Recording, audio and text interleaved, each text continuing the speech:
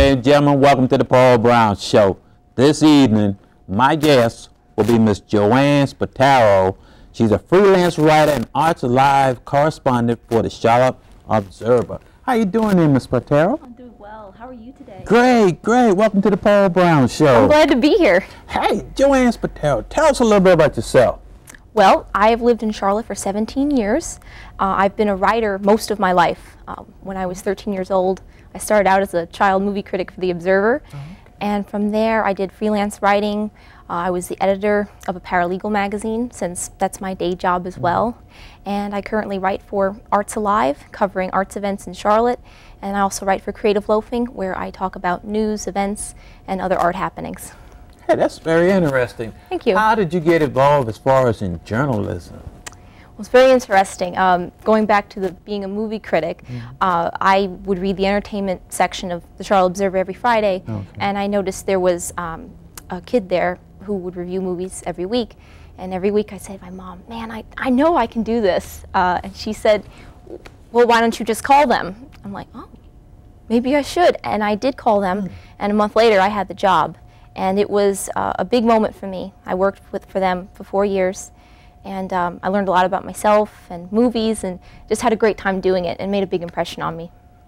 So that young man who she took that position from, this is Joanne Spataro right here. This is the one right here. Did you actually take the job from him, or did y'all work together? How did that work? We worked together. We alternated weeks. Yeah, so I did. I didn't take his job. But you did. You didn't, you know. A little bit. It was a he said, she said column, which I think a lot of readers enjoyed. That's great. What do you love most about writing?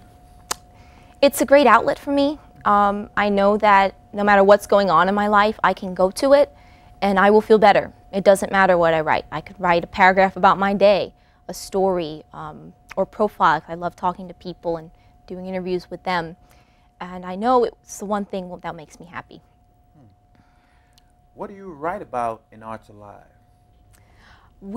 It's a great new section, and we write about art patrons, art students, teachers, and we also do what's called our 5 Qs section with different people in the arts community.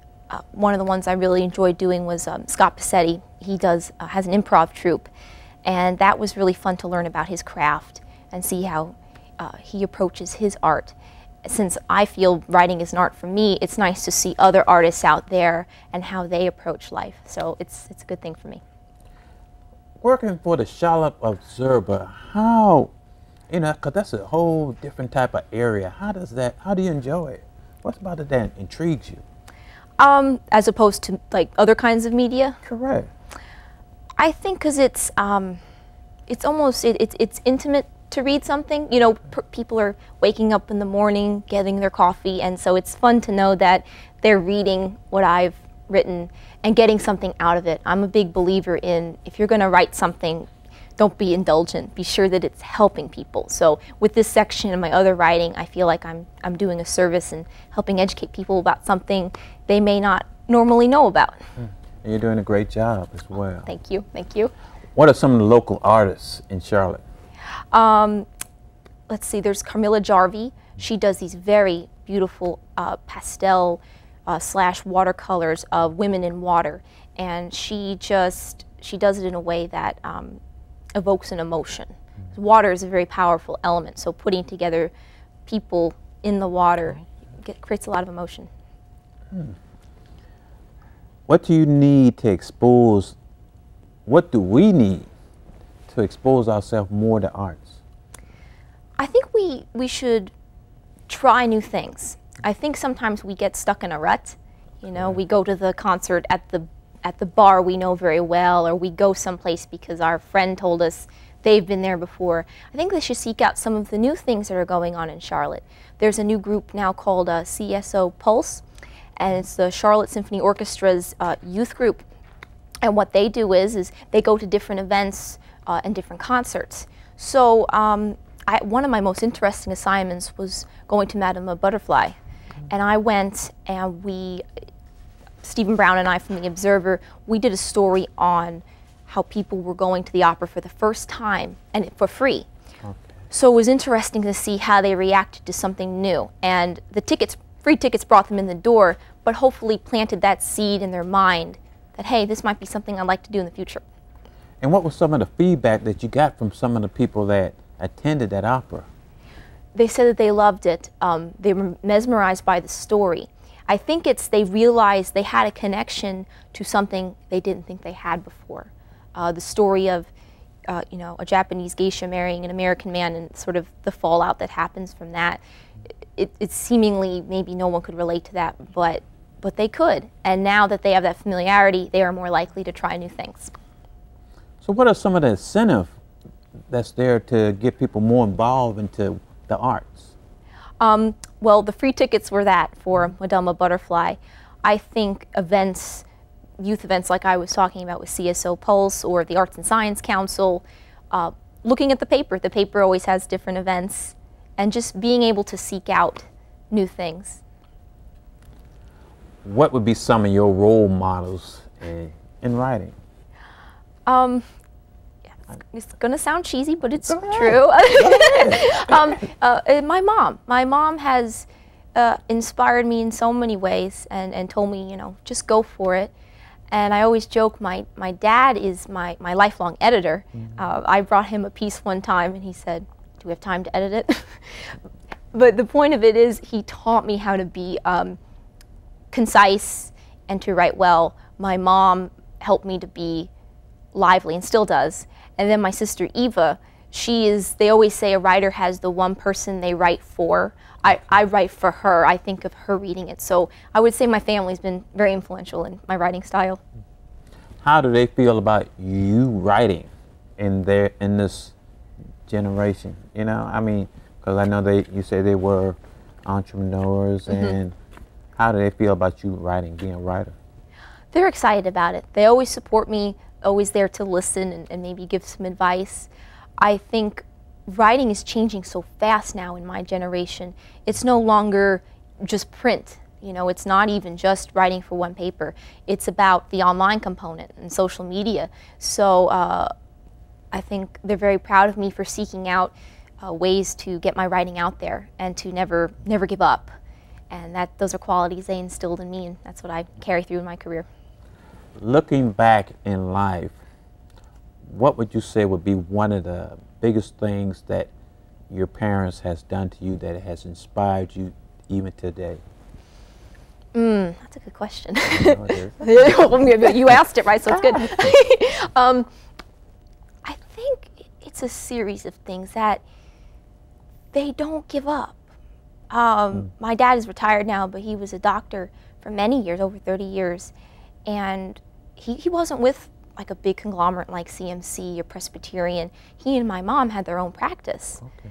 And that inspired me in the sense of you may have these monoliths, these big things, like for me maybe big writers and things like that, but you never let something like that deter you from doing the work you love or you believe in. It's like they say, a dancer dances, an actor acts, a writer writes, so you just go and pursue it.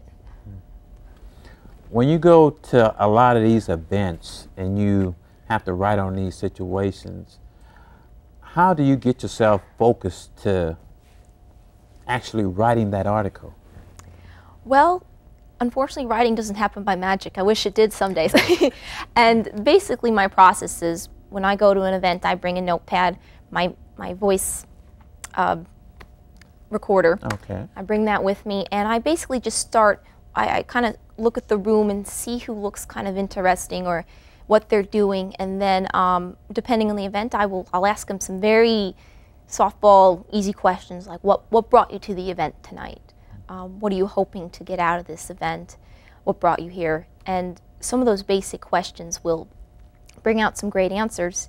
If it's an event where I know there's going to be notable people or famous people, I try to do my homework, and just to be sure I know facts about them and I'm able to ask intelligent follow-up questions.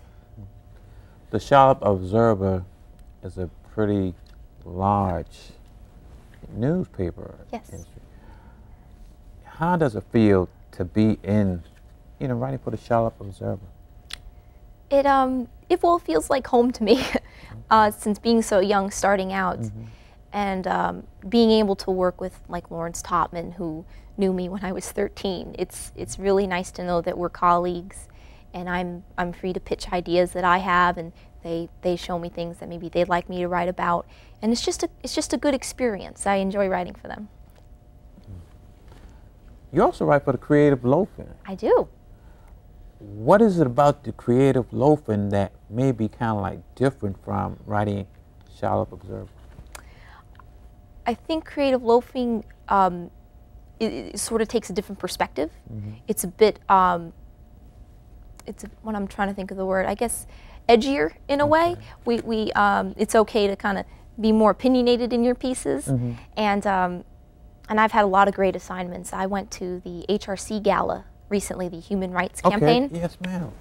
And I had a ball. I had a ball covering it. I met Jennifer. Well, I saw Jennifer Roberts there, Lawana Mayfield, the mayor, and talk about being prepared. I felt like I had been preparing for that moment for a while because I knew everyone there and had done my research. So at Creative Loafing, I do more news-based stories. So it's really fun to be able to do the arts and then the news. It keeps me well-rounded as a writer. I know you're talking about that the gala. Yeah. We had Mr. Dan Mooney. He was on Yes. there, and He's great. Correct. You know, he did an awesome job. You know, and Yeah. getting that project. Yeah. You know, and I applaud him. He's wonderful. I've seen him at other events, and he works so hard. So I'm a big fan of his. So where does Joanne Spataro see herself at 5 years from now? Oh my. I mean, if you had asked me that question 5 years ago, I don't think I would sit on the Paul Brown show. Maybe bigger than that. Hey, maybe bigger than that. No, I think in 5 years I want to keep writing and build up that portfolio. I've always wanted to write a book, and so I would love to do that at some point. It's a matter of finding the right inspiration and the right publisher, I guess. Is that your ultimate goal? What would be your ultimate goal? Ultimate goal in life. Ultimate goal in life. Diane Sawyer is a big hero of mine, and I love how she does the news and is so graceful in everything she does. So I guess it would be doing what I do now, writing at whatever level that would be. You know, still with the newspaper, magazines, writing nonfiction. That's my favorite, and doing it gracefully and doing it because I love it. So I guess my goal is to be happy in whatever I do. How do you find inspiration in the subjects for your article? Well, sometimes what I'll do is I'll do a simple Google search and I will look up names. Other times, if I've interviewed some people, they may guide me to a good person to talk with. So making a network of friends and colleagues is very beneficial. But initially when you start out, it's a lot of cold calling.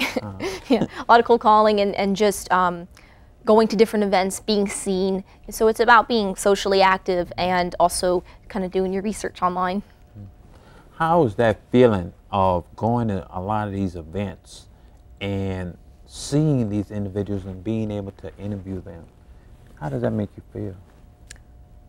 I love it. It's such a huge thrill for me because I'm such a news celebrity entertainment junkie. You know, I'm always reading People magazine or the paper. So to see them in real life is really neat, and to be able to ask the questions that I want to, and just seeing what they're like in real life is a real pleasure for me. I enjoy it. So sometimes do you get nervous, you know, when you get in and see these, you know, the bigger name individuals? I do. I do get a little bit nervous. Like I saw Mayor Fox at the HRC Gala. Okay. And I'd met him previously, but you know, you still get that kind of rush of excitement. Correct. But I try to stay cool because I remind myself, well, you know, they put their pants on one leg at a time, like all of us, and they wouldn't want me to be, you know, weird about it. And and also, nervousness is not necessarily a bad thing. A lot of people associate it with being negative, but if you channel it the right way, it can get you more pumped. You know, it makes your brain work better, and you'll be able to ask better questions and be more engaging. So I kind of I use it to my advantage. You have a good spirit